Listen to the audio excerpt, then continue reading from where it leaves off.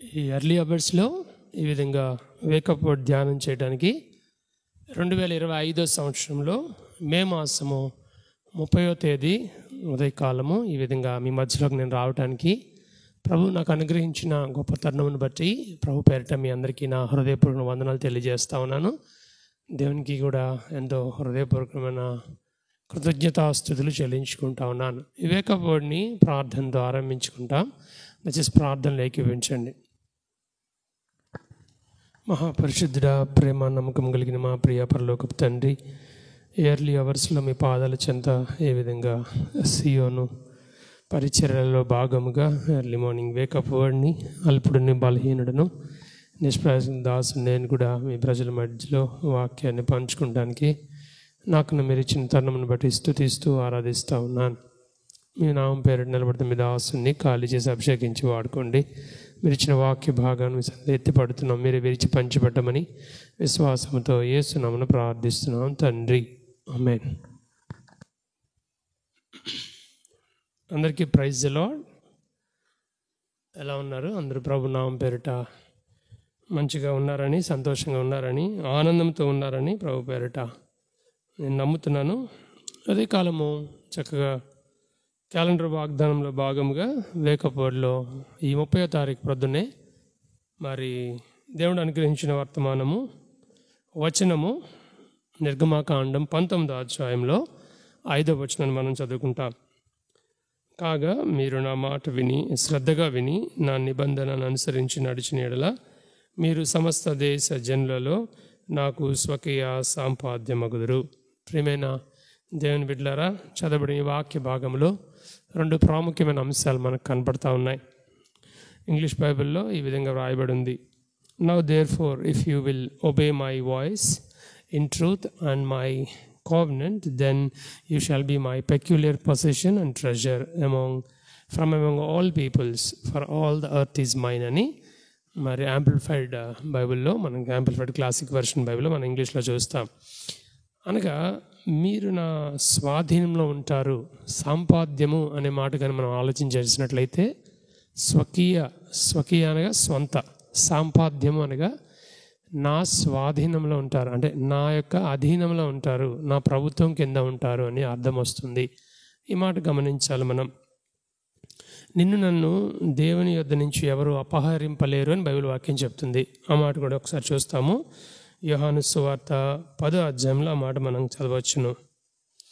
దేవుని యొక్క గొర్రెల గురించి చెప్తూ ప్రభువు చెప్తున్న మాట, ఆయన ఇచ్చే భద్రత ఎట్లా ఉంటుందో చూద్దాం. 27-28 యోహాను సువార్త 10వ అధ్యాయం 27-28. నా గొర్రెలను ఆ స్వరం వినును, నేను వాటిని ఎరుగుదును, అవి నన్ను వెంబడించును. 28 నేను వాటికి నిత్యజీవనిచ్చుచున్నాను కనుక అవి అన్నిటికీ నశింపవు, ఎవడను వాటిని నా చేతిలో నుండి అపహరింపడు. 29 కూడా చదువుతున్నాను. వాటిని నాకు ఇచ్చిన నా తండ్రి అందరికంటే గొప్పవాడు కనుక నా తండ్రి చేతిలో నుండి ఎవడను వాటిని అపహరింపలేడు. ఈ 2 వచనాలు మనం చదివిన తర్వాత మనం అర్థం చేసుకోవాల్సిన విషయం, ప్రాముఖ్యమైన విషయం ఏంటంటే, ఒకసారి ప్రభు యొక్క రక్తం చేత కొనబడిన నీవు నేను ఆయన బిడ్డలుగా చేయబడ్డాం. ఆయన బిడ్డలుగా చేయబడిన నీ జీవితంలో, నా జీవితంలో దేవుడు ఒక గొప్ప భద్రతను ఏర్పాటు చేస్తూ ఉన్నాడు. అయితే ఆయన నుంచి మనం పొందుకోవాల్సిన ఆ మేళ్ళు, ఆ ఉపకారములు, ఆ ఆశీర్వాదములు మనకు రావాలి అంటే దేవుని వాక్యము ఇందాక చదువు నిర్గమాకాండం 19వ అధ్యాయం 5వ వచనంలో మనం గమనించినట్లయితే 2 ప్రత్యేకమైన షరతులు అక్కడ కనబడతాయి. మొదటి షరతు ఏంటంటే, మీరు నా మాట శ్రద్ధగా వినండి అంటున్నాడు. మొదటిగా ఆయన వాక్యము లేక ఆయన మాట, ఆయన voice, we have to obey to his voice అనే మాట ఇంగ్లీష్లో చూస్తాం. ఆయన మాట, ఆయన స్వరము, టు హిజ్ వాయిస్, ఆయన స్వరానికి మనం ఏం చేయాలంటే విధేయత చూపించాలి. ఇది మొదటిది. రెండోది శ్రద్ధగా వినటం అంటే అదే విధేయత చూపించడమే. రెండోది ఆయన నిబంధనను అనుసరించి నడవాలి. అనగా ఆయన వాక్యంలో ఏదైతే ఆయన చెప్పిన నిబంధన కట్టడలు ఉన్నాయో వాటిని అనుసరించి we have to follow or shall keep his covenant అంటాడు. మొదటిది we have to obey his voice, ఆయన మాట శ్రద్ధగా వినాలి. గమనిద్దాం ప్రియులారా, ఈ ఉదయకాలము ఈ వేకప్ వర్డ్ ద్వారా మీతో నేను పంచుకోవాలని ఇష్టపడుతున్న మాట ఏంటంటే, మొదటిగా ప్రభు మనల్ని తనకు స్వకీయ సంపాద్యముగా చేసుకుంటాను, మనం ఆయనకి స్వకీయ సంపాద్యముగా అవుతాము అని ప్రభువు చెప్తున్న మాటను మనం చదువుతూ వచ్చాం. స్వకీయ సాంపాద్యము, స్వకీయ అంటే స్వంత, సాంపాద్యము అనే మాటకు అర్థం ఏం చూసాం మనం? చెప్పండి, ఏం చూసాం? సాంపాద్యం అనగా ట్రెజర్డ్ పొజిషన్ అన్నాడు ఇంగ్లీష్లో.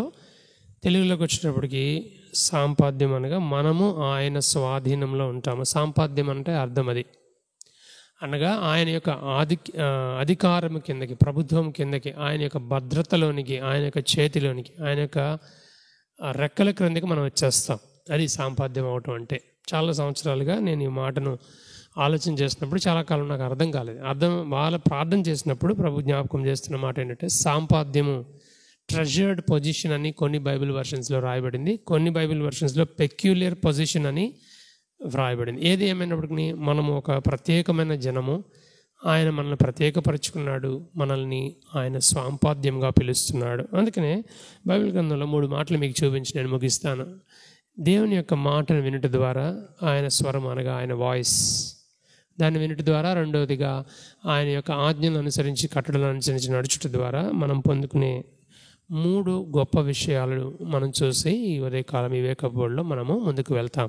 మొదటిది కీర్తన గ్రంథము 103వ అధ్యాయము. కీర్తన గ్రంథము 103వ కీర్తన 17వ వచనము 18వ వచనము నేను చదువుతున్నాను, దయచేసి గమనించండి. ఆయన నిబంధనను గైకొనుచు ఆయన కట్టడలను అనుసరించి నడుచుకొని వారి మీద, ఎవరు వారు? యెహోవా యందు భయభక్తులు గల వారి మీద ఆయన కృప యుగ యుగములు నిలుచును, ఆయన నీతి వారి పిల్లల తరముకు నిలుచును.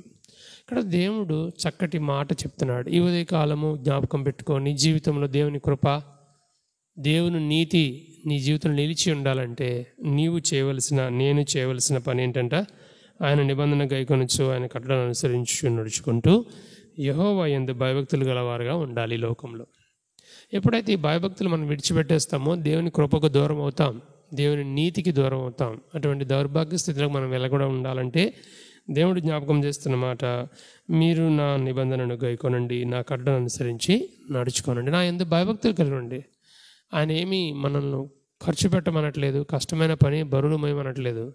ఆయన వాక్యం అనుసరించి నడుచుకోండి అని చెప్తున్నారు. ఆ మాటను మనం ఫాలో అయ్యి ఆయన కృపకు పాత్రలం అవుతాము. అది ఎంతకాలం ఉంటుందంటే యుగ యుగం నిలిచేదిగా ఉంటుందని దేవుని వాక్యం చెప్తుంది. రెండవదిగా ఆయన నీతి వారి మీద, వారి పిల్లల తరము, మనకు మాత్రమే కాదు, మన నెక్స్ట్ జనరేషన్స్ టు జనరేషన్స్ కూడా తన నీతిని మనకి ఇస్తాను అని దేవుడు జ్ఞాపకం చేస్తున్నాడు. ఇది మొదటి విషయం. రెండో విషయము చూద్దాం. యెషయా గ్రంథంలో 1వ అధ్యాయంలో మాట ఉంటుంది, దయచేసి గమనిద్దాం. యెషయా గ్రంథము 1వ అధ్యాయము 19వ వచనంలో మనం మాట చూస్తాం. మీరు సమ్మతించి నా మాట విని ఎడల మీరు భూమి యొక్క మంచి పదార్థములను అనుభవింతురు. ఎప్పుడైతే ఆయన మాట, ఆయన నిబంధన దాన్ని అనుసరించి నడిస్తే, ఆ మాట వింటే you here your his voice అని మనం నేర్చుకున్నాం కదా మొదటి కండిషన్లో. 2 షరతుల్లో మొదటి షరతు అంటే ఆయన voice, you have to hear his voice. శ్రద్ధగా వినాలంట. శ్రద్ధగా వినాలి అంటే ఇష్టపూర్వకంగా వినాలి. ఇంగ్లీష్ బైబిల్ ఏమైనా రాయబడిందంటే నిజముగా వినాలి అన్నది. Here voice in truth, obey my voice in truth. వినటం అంటే దానికి విధేయత చూపించుట అని దాని అర్థం వస్తుంది తెలుగులో. ఒబే ఇన్ ద వాయిస్ అనగా దేవుని వాక్యం విని దానికి విధేయత చూపించు. సరే, అక్కడ అదే అంటాడు 19వ వచనంలో, యెషయా 1:19 ఏమంటాడు? మీరు సమ్మతించి నా మాట వింటే దేవుడు మనకి ఇస్తానంటున్న బహుమానం ఏంటంటే భూమి యొక్క మంచి పదార్థములు అనుభవించేవారంగా. అనగా పరలోక రాజ్యంలో ఎలాగో ఆయన స్వాస్యం అనిపించడానికి మనం సిద్ధపడుతున్నాం, అలాగే భూమి మీద ఉండగా నీవు ఆయన వాక్యము, ఆయన మాట విని ఆ ప్రకారం జీవిస్తే, దానికి విధేయత చూపిస్తే భూమి మీద కూడా నేను ఆశీర్వదిస్తానన్నాడు దేవుడు. మంచి పదార్థం, the best things in the world on this earth you can enjoy. అలాగే నీవు అనుభవించాలని ఇష్టపడితే భూమి మీద ఉండగా ప్రభు యొక్క వాక్కును వినటానికి ప్రయత్నించే. చివరిగా మలాకీ గ్రంథము 3వ మాటగా చూస్తాము. మలాకీ గ్రంథం, దేవుని వాక్యము ఎప్పుడు కూడా పొల్లిపోదనమాట. ఆ ప్రకారంగా ఆయన జరిగిస్తాడు. అయితే మనమే ఎన్నోసార్లు తప్పిపోయేవారు ఉంటాం, అలా తప్పిపోకూడదని దేవుడు చెప్తున్న మాట. మలాకీ గ్రంథం చూడండి, 3వ అధ్యాయంలో మాట కనబడుతుంది మనకి, 17వ వచనం. మలాకీ 3:17 ఏం చెప్తున్నాడు? నేను నియమింపబో దినము రాగా వారు నా వారై నా స్వకీయ సాంపాద్యమై ఉందురు. ఎప్పుడంట? ఈ చివరి దినము, దేవుని యొక్క నియమింపబో దినము. ఆయన ఏర్పాటు చేసిన దినము రాగా నీవు నేను ఎలా అయిపోతామంట, దేవుని వారముగా అవుతాము, దేవుని స్వకీయ సంపాద్యముగా అవుతాం. అంత మాత్రమే కాదు, దేవుడు ఇస్తానంటున్న బహుమానం ఇక్కడ చూస్తాం కింద అదే 17వ వచనం కంటిన్యూషన్. తండ్రి తన్ను సేవించు కుమారుని కనికరించినట్లు నేను వారిని కనికరించినాడు. సైన్యంకి అధిపతి యెహోవా సెలవిచ్చాడు. కనికరం పొందుకుంటాం. We will come under his grace. ఆయన కనికరము, ఆయన కృప, ఆయన కనికరము. మొదటిది ఏం చూసాం?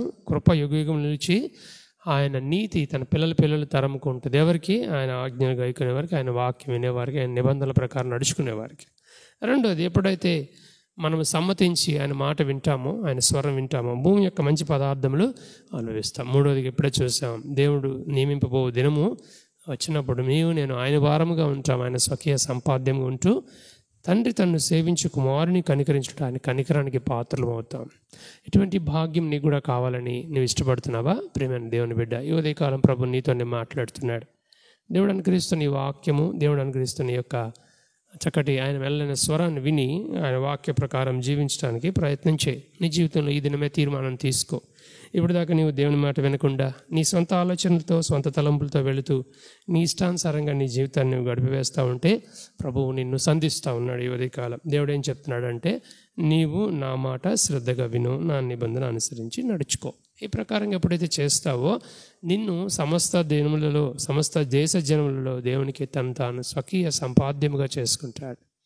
ఇటువంటి భాగ్యం నీకు కూడా కావాలంటే ప్రభువుని యేసునందు విశ్వాసం ఉంచు, ప్రభువుకి నీ హృదయం ఇవ్వు. నీ జీవితాన్ని ఆల్రెడీ ప్రభువుకి అప్పగించాను అని నేను చెప్తా ఉంటే, నువ్వు దేవుని నమ్ముకున్న విశ్వాసిగా నీవు ఉంటే, నీ జీవితంలో ఏ విషయాలలో దేవుని మాట వినట్లేదో, ఏ సందర్భాలలో ఆయన నిబంధనను అనుసరించి నడుచుకోవట్లేదో ఒకసారి జ్ఞాపకం చేసుకుని సరి చేసుకుంటానికి ఇష్టపడు. ఈ ఉదయకాలం ప్రభు నిన్ను సంధిస్తుంటుండగా దేవునికి అప్పగించుకో. దేవుని కనికరానికి, కృపకు, ఆయన నీతికి, ఆయన ఇచ్చే మంచి పదార్థములకు నువ్వు పాత్రుడు కావాలని ప్రభు ఇష్టపడుతున్నాడు. ఆ విధంగా దేవుడు నిన్ను, నీ కుటుంబాన్ని దీవించును గాక. దేవుడి వాక్యాన్ని మన వినికిడిలో దీవించును గాక. ప్రార్థన చేసుకుని ముగించుకుంటాం. దయచేసి ఈ ప్రార్థనలోకి ఇవ్వించండి. మా పరిశుద్ధుడా, ప్రేమ నమ్మకం కలిగిన మా ప్రియ పరలోకపు తండ్రి, మమ్మల్ని మిక్కిలిగా ప్రేమించి మా కొరకు మరో నూతనమైన దినమును కిరీటంగా దయచేసి భూమి మీద సజీవుల లెక్కలో మమ్మల్ని నుంచి 30 దినములు 29 దినములు కాపాడి 30వ దినంలో ప్రవేశపెట్టిన యేసయ్యా మీకు స్తోత్రములు. ఈ 30వ తేదీ ఉదయకాలం మా కొరకు మీరు ఏర్పాటు చేసిన సార్వత్రిక సంఘ హెబ్రోన్ క్యాలెండర్ వాగ్దానము నిర్గమాకాండం 19వ వచనం ప్రకారంగా మీరు నా మాట శ్రద్ధగా విని నా నిబంధన అనుసరించి నడిచిన యెడల మీరు సమస్త దేశ జనులలో నాకు స్వకీయ సంపాద్యం మగుదురని మీరు సెలవిచ్చిన మీ వాక్ ప్రకారంగా మేము ధ్యానం చేసిన ఈ వాక్ ద్వారా మాతో మీరు మాట్లాడుతూ వచ్చారు. స్వకీయ సంపాద్యం అంటే మీ స్వంత ప్రభా మరి ఆ యొక్క అధికారం క్రిందకి మమ్మల్ని ఉంచుకుంటారని, మీ ప్రభుత్వం కింద మమ్మల్ని ఉంచుతారని, మీ చేతుల నుంచి మమ్మల్ని ఎవరు అపహరించలేరని, మీ భద్రత కింద మేము ఉంటామని మీ జ్ఞాపకం చేసిన ప్రభా మరి యొక్క ఎక్స్ప్లెనేషన్ బట్టి స్తుతిస్తున్నాం. ఇది మాకు కాదు, మాకు కాదు, మీ కృపాసటును మీ నామాన్ని మహిమ తెచ్చుకోండి.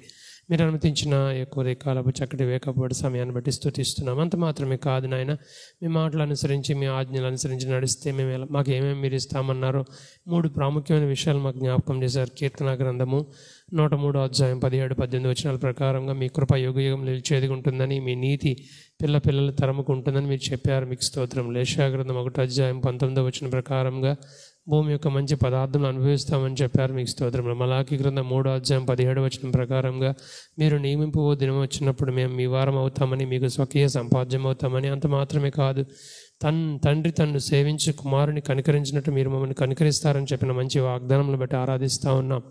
ఈ ప్రకారంగా మేము మీ కనికరమని పొందుకొని, మీ కృపను పొందుకొని, మీ నీతిని పొందుకొని భూమి యొక్క మంచి పదార్థాలు అనుభవించడానికి మమ్మల్ని సిద్ధపరచమని, ఇంకా ఎవరైతే ఇప్పటికే ప్రభు వారికి తమ హృదయం ఇవ్వలేదో వారితో మీరు మాట్లాడినందుకు ఆరాధిస్తున్నాం. ఇప్పటికే ప్రభుత్వ సహవాసం చేస్తూ లోకంలో కూడా జీవిస్తున్న ప్రతి బిడ్డను మీరు సంధించారని నమ్మి స్తుతిస్తున్నాం. మా జీవితాల్లో నూతన కార్యం ఏదైనా నుంచి చేయండి. ఈ వాక్ ద్వారా మమ్మల్ని సంధించినందుకు ఆరాధిస్తూ స్తుతిస్తూ ఇచ్చిన గొప్ప సమయాన్ని బట్టి మీకు సకల మహిమ ఘనత ప్రభావాలు చెల్లించుకుంటూ సార్వత్రిక సంఘంతో పాటుగా మా రెహబోతు పెనుయేల ఆరాధన మందిరములతో పాటుగా సియోను దాని అనుబంధ సంఘములు బెనర్జీలో చేస్తున్న పరిచర్యలు వారికి ఇచ్చిన ప్రభా ఎన్నో బాధ్యతలను బట్టి ఆరాధిస్తూ స్తుతిస్తూ ప్రతి పరిచర్లో తోడుగుండమని, జరుగుతున్న ప్రతి నియామక కుడికలో తోడుగుండమని, ప్రతి విశ్వాసిని పెద్దలైనటువంటి వారిని, బాధ్యత గల సహోదరుల్ని, చిన్నపిల్లల్ని, యవనస్తుల్ని, వృద్ధుల్ని మీ దయగల హస్తాల్లో ఎత్తిపడుతూ ప్రతి అవసరతను మీ మహిమైశ్వరిని తీర్చమని కృతజ్ఞతాస్తుతులతో సంఘంతో నాకు ఇచ్చిన చక్కటి అనుబంధాన్ని బట్టి ఆరాధిస్తూ స్తుతిస్తూ మా ప్రభు రక్షకుడు విమోచకుడైన యేసుక్రీస్తు ప్రభు వారి ఘనమైన శ్రేష్టమైన నామంలో ప్రార్థించి కృతజ్ఞతాస్తుతులతో ఈ కొద్ది ప్రార్థన అడిగి వేడుకుంటున్నాము తండ్రి. ఆమేన్. ఆమేన్. అందరికీ ప్రభు యేసుక్రీస్తు వారి నామంలో వందనాలు. Praise the lord. God bless you all.